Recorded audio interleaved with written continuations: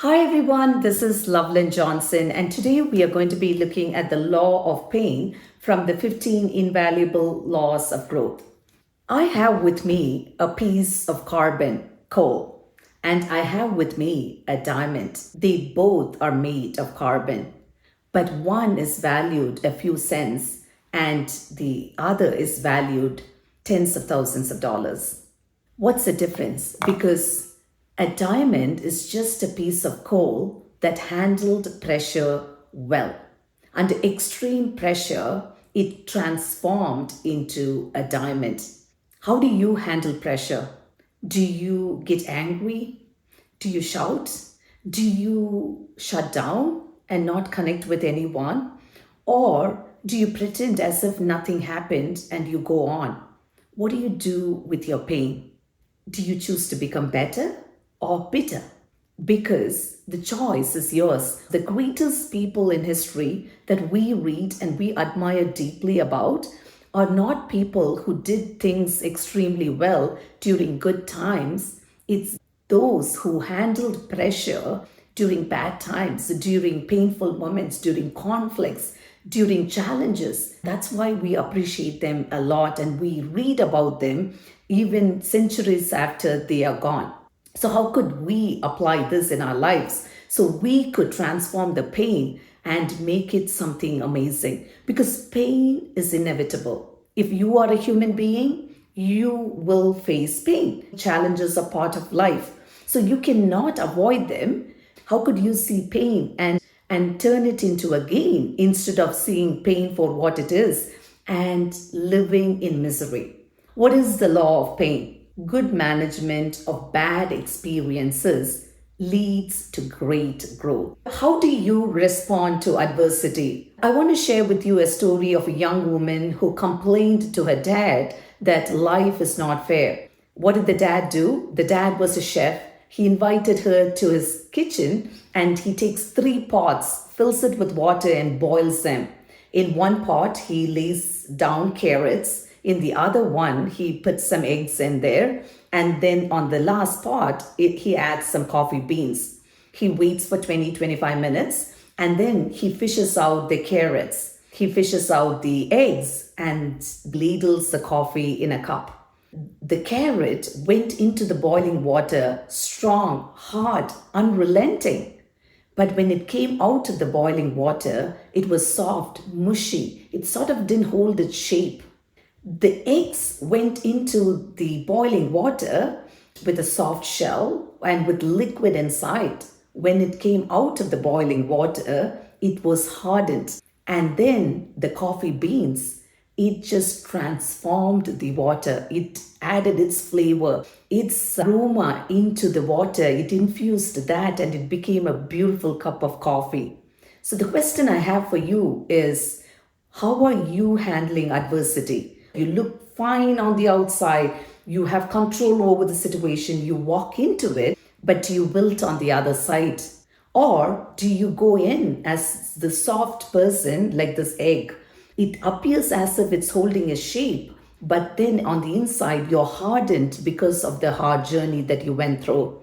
Or are you going to be the coffee bean, which is going to flavor the circumstances that it was in? The choice is yours. Every day, we have a choice to be the coffee bean or to wilt like a carrot or harden like the egg.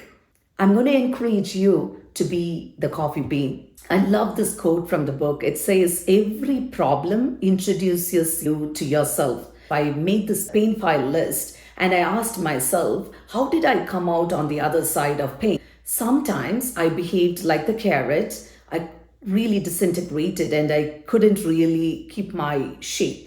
There are times when I looked perfectly well on the outside, but on the inside, I have hardened my heart. There are times when I completely transformed the situation and out came this beautiful aromatic coffee.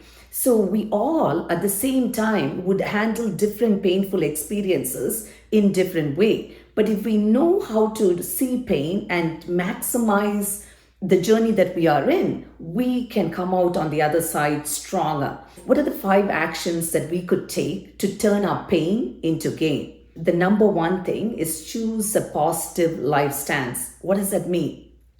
When you choose to see with dark glasses, everything that you see is going to be dark. It's going to be not bright. But you have to learn to see it with the right lens, the lens with no dark tint to it, so that you could enjoy life. So have a positive life stance. I often think if I choose to look at this glass, which is half full, and I'm focusing on the things that are going wonderfully well, even in that painful moment, I would have gratitude on the other side. However, if I'm focusing on the glass which is half empty and I'm complaining and constantly worried about it, I'm not going to see anything wonderful that's happening to me, and it's going to take me to a dark side. So choose your life stance. The lens with which you choose to wear is going to make it either brighter or darker. When you see things with a good lens, a positive lens, you are going to find hope. But if you choose a darker lens, you're going to find despair. And you don't want that in your journey of pain.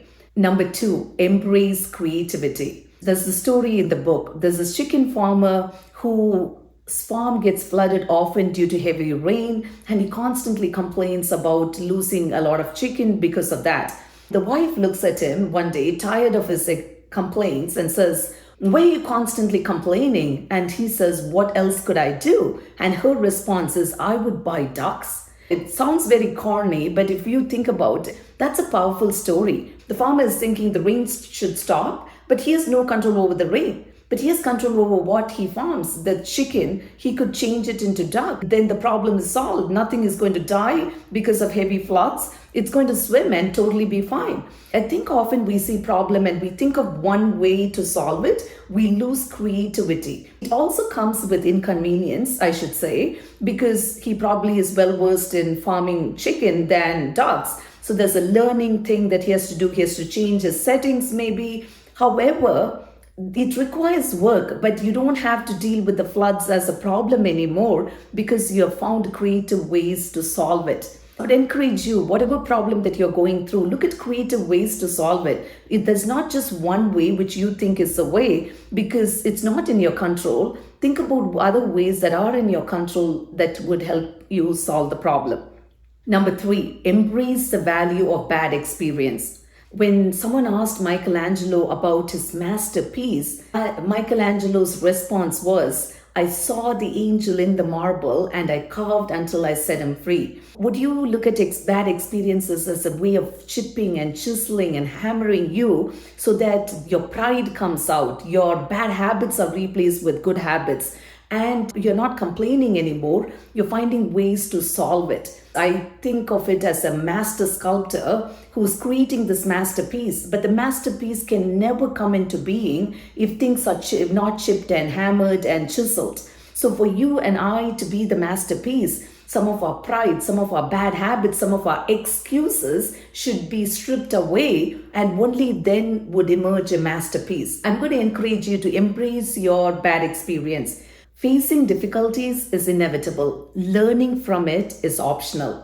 So are you going to look at the chisel as an opportunity to grow, as an opportunity to accept the hammering and the chiseling so you could come on the other side stronger and as a masterpiece? Number 4, make good changes. Sometimes you may have to walk through certain difficult seasons deliberately in order for you to come out on the other side stronger. Do you know what has to happen for a caterpillar to turn into a butterfly? It has to embrace the season of cocoon. It has to get into this dark place where it no longer has the identity of a caterpillar. It literally disintegrates. It has to get out of its comfort zone, which is the caterpillar stage, and get into the uncomfortable place of being in the cocoon, and then it emerges as a butterfly. So what discomfort are you embracing? Because when you don't openly embrace discomfort, you are not going to get wings on the other side. How much ground could a caterpillar cover? Not much. It couldn't really travel much. But when it deliberately enters into the cocoon, it could now fly. A monarch butterfly flies for 4,000 kilometers. That's the power of getting into the darkness in order for you to get wings. I often see it as either you have a pain of discipline or a pain of regret. A pain of discipline is where you deliberately put yourself in a place which is dark, which is uncomfortable, where the next steps are not clear enough, where some of you is sort of stripped away in order for you to emerge out on the other side as this butterfly. And I would encourage you to walk into it, make good changes so that you become the author of your life and you embrace those dark seasons because you're becoming stronger on the other side. The last principle is take responsibility. Are you driving your life or you're letting others drive it? If you're sitting on the passenger seat, you have no control over where the vehicle is going to go. But if you are on the driver's seat, you have control over what is happening in your life.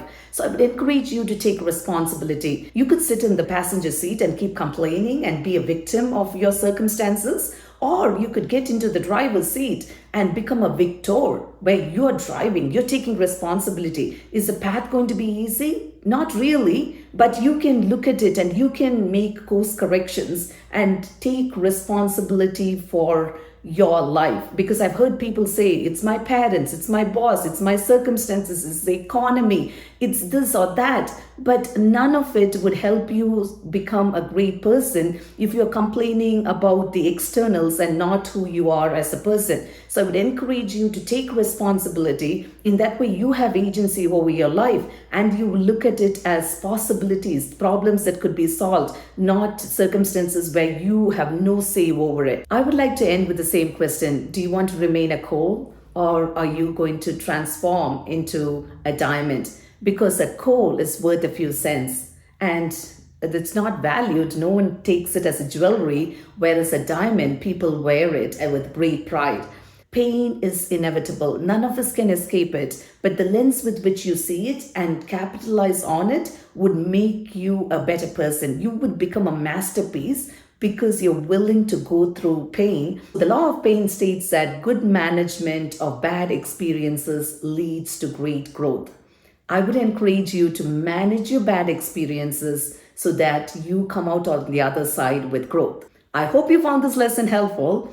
Next week, we are going to be looking at the law of the ladder. I hope to see you there.